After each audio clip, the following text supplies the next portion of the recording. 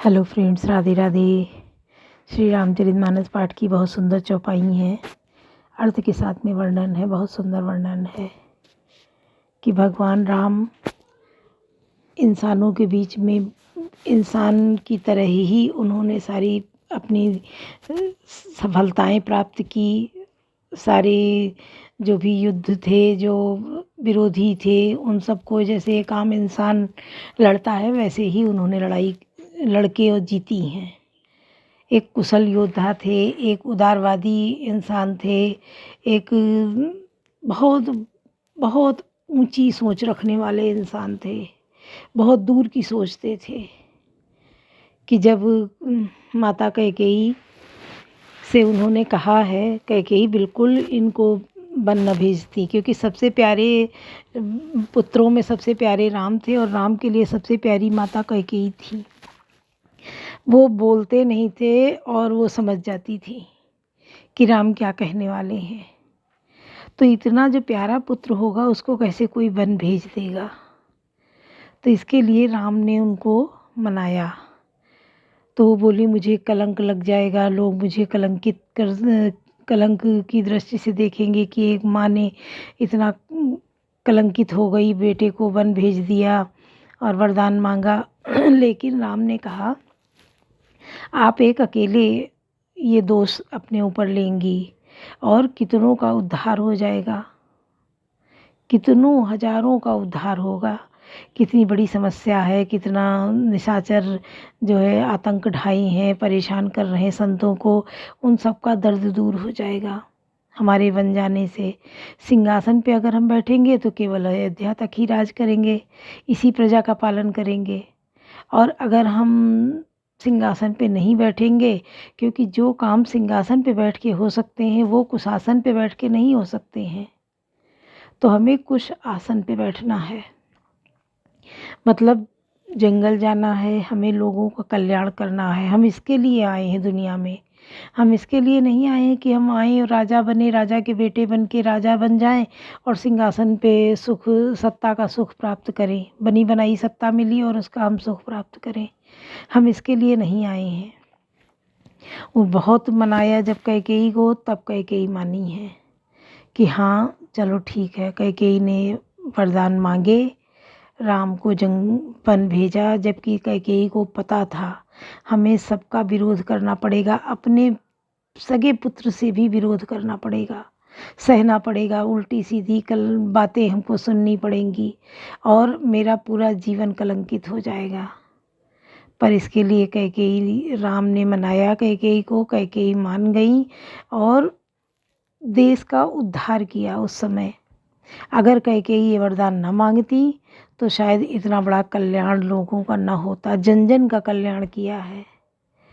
पर ये सोचो, क्या राम एक शुभ घड़ी साहित्य में जन्मे थे, सीता एक शुभ मुहूर्त में समय देखकर सब उनकी शादी ब्याह हुई थी और तब उनको इतना कष्ट सहना पड़ा कि इतनी लाडली सीता थी, इतनी बुद्धिमान सीता थी और उनको बन बन भटकना पड़ा राम के साथ में। बेचारी राजकुमारी थी, फूलों के जैसी पाली गई थी और यहाँ ही तो इतने बड़े राजा की बहू थी तो बिल्कुल पलकों की छाँव में रखी गई थी। तो जब वन के लिए गई हैं नंगे पैर तो कंकड़ गड़ जाते थे, कांटे चुभ जाते थे। तो थोड़ा चलने के बाद बेचारी पूछ रही हैं कि चलनो अब केतिक पर्णकुटी अब केतिक है, कि अब अभी और कितना चलना है, जो पत्तों की कुटी बनाई वो कहाँ पे है। तो भगवान राम जब सीता का मुख देखते हैं तो वो समझ जाते हैं कि ये थक भी गई हैं, प्यासी हैं। तो वो थकान देखकर राम जी लक्ष्मण जी से कहते हैं कि अब थोड़ा ठहर जाओ, पेड़ के नीचे बैठ जाओ और कहीं से जल लेकर आओ, प्यास लगी है। बैठ जाते हैं और कांटा पैर में चुभा होता है उसको निकालने लगते हैं। रास्ता चलते चलते इतने थक जाते हैं कि बहाना क्या करें, तो वही पैर में कांटा चुभा है उसको निकालना है। मतलब सोच नहीं सकते आप कितनी दर्द भरी उस समय उन्होंने झेला है, जीवन जिया है। अगर एक आम इंसान को जीना पड़ जाए तो कहेगा अरे भगवान कितना कष्ट दे रहे हो, हम क्या करें। लेकिन नहीं, भगवान राम ने धैर्य धारण रखा, वो बिल्कुल विचलित नहीं हुए। एक से एक राक्षस आए, उनको लड़ाई करी, मारा। जब राम जी और सीता जी सोते थे कुटी बना के, तो लक्ष्मण जी पहरा देते थे, पूरी रात जगते थे। जाग रहा है कौन धनुर्धर, जबकि भुवन भर सोता है। योगी कुसुमा युधि भोगी, सा बना दृष्टिगत होता है। तो धनुष बाण लेकर रात भर पहरा देते थे, क्योंकि जंगल था, कब किधर से कौन निशाचर आ जाए, क्योंकि निशाचर उस समय बहुत फैले हुए थे। उन्हीं का तो उद्धार करने भगवान राम आए थे। अब कलयुग में भी जो कल की भगवान आएंगे तो वो भी यही निशाचर क्या हैं, ये जो आतंकवादी हैं, लड़ रहे हैं, मार रहे हैं, दूसरों को परेशान कर रहे हैं, और छोटी छोटी बच्चियों को, ये क्या, ये कलयुग है। छोटी बच्चियों को उठाए ले जा रहे हैं, रेप कर रहे हैं, क्या है। और इतनी फूहड़ता फैल गई है समाज में कि यूट्यूब के द्वारा लोग, ऐसी हवस है, ऐसी भागम भाग रहे हैं कि पैसा मिल जाए। क्या गंदा फूहड़पन है, इस पे रोक लगनी चाहिए।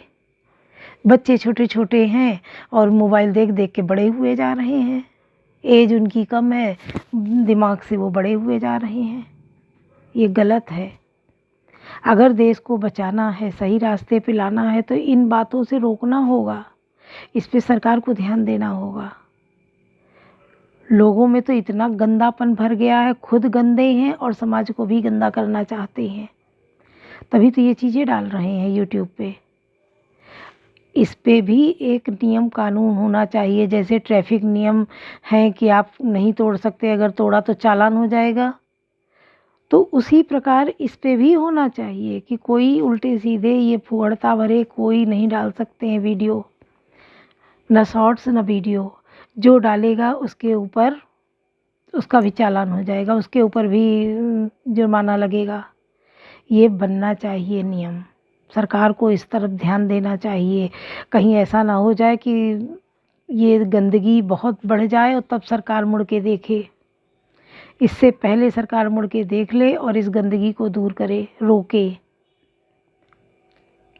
जैसे नदियों में गंदे नाले गिरने से रोक रही है, और उसी प्रकार यूट्यूब के द्वारा या ये जो दूर, ये जो मोबाइल वगैरह हैं, टीवी, मोबाइल, मूवी, पिक्चर, इन सब के द्वारा जो गंदगी फैल रही है समाज में, इस सब को दूर किया जाए।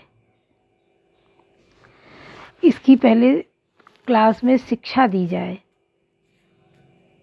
बच्चों को छोटे से ही बड़े ना हो जाए। अब मोबाइल में क्या है, बच्चे जानते नहीं हैं, एक बार जो चीज़ देख ली, उनको नहीं पता तो उसको तो वो देखेंगे ही देखेंगे। माँ बाप को पता भी नहीं चलता है कि हमारे बच्चे इतने जल्दी बड़े हो गए, वो तो अपने बच्चे को छोटा ही समझते हैं। बिल्कुल सरकार को ध्यान देना चाहिए। आप लोग कमेंट करिए, इस बात को पहुंचाइए सरकार तक कि ये रोक लगनी चाहिए। और हर माता पिता ये चाहते हैं कि ये गंदगी ना फैले, हमारे बच्चों को टच न कर जाए। हर माँ बाप ये चाहते हैं। लेकिन मोबाइल ऐसी चीज़ है, हर हाथ में है मोबाइल, छोटे से छोटे बच्चे के हाथ में है, और जब मोबाइल है तो ये चीज़ तो सामने आ ही रही है। तो इन सब से बचना है, बहुत आगे जाना। देखो, जब ये गंदगी दिमाग में भर जाती है तो शरीर का विकास रुक जाता है, चाहे वो दिमाग का हो, चाहे शारीरिक हो, मानसिक हो, हर आर्थिक भी विकास रुकता है। क्योंकि फालतू बातों में दिमाग दौड़ता है और उसके लिए गलत कृत्य करता है इंसान, तो वो जहाँ का तहाँ रुक जाता है। जब एक स्वस्थ मन होता है, स्वस्थ विचार आते हैं, तो शरीर भी स्वस्थ होता है, एक विकास होता है शरीर का। भाई क्या है, ये कलयुग में ही है कि इतने छोटे छोटे इंसान हो रहे हैं। सतयुग में तो 7 फीट के लोग होते थे। तो इस पे रोक लगनी चाहिए। आप लोग भी सपोर्ट करिए और सुनिए। कवन सु काज कठिन जग माही, जो नहीं होई तात तुम पाई। विप्रदेनु सुर संत हित, लीन मनुज अवतार। निज इच्छा निर्मित तनु, माया गुण गोपाल। कवन सु काज कठिन जग माही, जो नहीं होई तात तुम पाई। ब्राह्मण, गौ, देवता और संतों के लिए भगवान ने मनुष्य का अवतार लिया। वे अज्ञानमयी मलिना माया और उसके गुण सतरज तम और बाहरी तथा भीतरी इंद्रियों से परे हैं। उनका दिव्य शरीर अपनी इच्छा से ही बना है। किसी कर्म बंधन के परवश होकर त्रिगुणात्मक भौतिक पदार्थों के द्वारा नहीं। सुनि शिशुरधन परम प्रिय वाणी, संभ्रम चली आई सब रानी। हर्षित जाता धाई दासी, आनंद मगन सकल पुरवासी। बच्चे के रोने की आवाज़, बहुत ही प्यारी ध्वनि सुनकर सब रानियां उतावली होकर दौड़ी चली आईं। दासियां हर्षित होकर जहाँ तहाँ दौड़ी। सारे पुरवासी आनंद मग्न हो गए। दशरथ पुत्र जन्म सुनि काना, मानव ब्रह्मानंद समाना। परम प्रेम मन पुलक शरीरा, चाहत उठन करत मति धीरा। राजा दशरथ जी पुत्र का जन्म कानों से सुनकर मानो ब्रह्मानंद में समा गए। उन मन में अतिशय प्रेम में शरीर पुलकित हो गया। आनंद में अधीर हुई बुद्धि को धीरज देकर और प्रेम में शिथिल हुए शरीर को संभाल कर वे उठना चाहते हैं। जाकर नाम सुनत शुभ होई, मोरे गृह आवा प्रभु सोई। परमानंद पूरी मन राजा, कहा बुलाई बजाऊं बाजा। जिनका नाम सुनने से ही कल्याण होता है, वही प्रभु मेरे घर आए हैं। यह सोचकर राजा का मन परम आनंद से पूर्ण हो गया। उन्होंने बाजे वालों को बुलाकर कहा, बाजा बजाओ। गुरु वशिष्ठ कहाँ गयो हकारा, आए द्विजन सहित नृप द्वारा। अनुपम बालक देखन जाई, रूप राशि गुण कहीं न सिराई। गुरु वशिष्ठ जी के पास बुलावा गया। वे ब्राह्मणों को साथ लिए राजद्वार पर आए। उन्होंने राजा जाकर अनुपम बालक को देखा, जो रूप राशि है और जिसके गुण कर्म कहने से समाप्त नहीं होते। कवन सु काज कठिन जग माही, जो नहीं होई तात तुम पाही। नंदी मुख सराध करे, जात करम सब कीन। हाटक धेनु बसन मनी, नृप विप्रन कादीन। कवन सु काज कठिन जग माही, जो नहीं होई तात तुम पाई। फिर राजा ने नंदी मुख श्राद्ध करके सब जात कर्म संस्कार आदि किए और ब्राह्मणों को सोना, गौ, वस्त्र और मणियों का दान दिया। ध्वज पताक तोरण पुर छावा, कई न जाई जई भांति बनावा। सुमन वृष्टि आकाश ते होई, ब्रह्मानंद मगन सब लोई। ध्वजा, पताका और तोरणों से नगर छा गया। जिस प्रकार सेवा सजाया गया उसका तो वर्णन ही नहीं कहा हो सकता। आकाश से फूलों की वर्षा हो रही है। सब लोग ब्रह्मानंद में मग्न हैं। ब्रंद ब्रंद मिल चली लुगाई, सहज सिंगार किए उठिदाई। कनक कलश मंगल वरिथारा, गावत पैठई भूप दुआरा।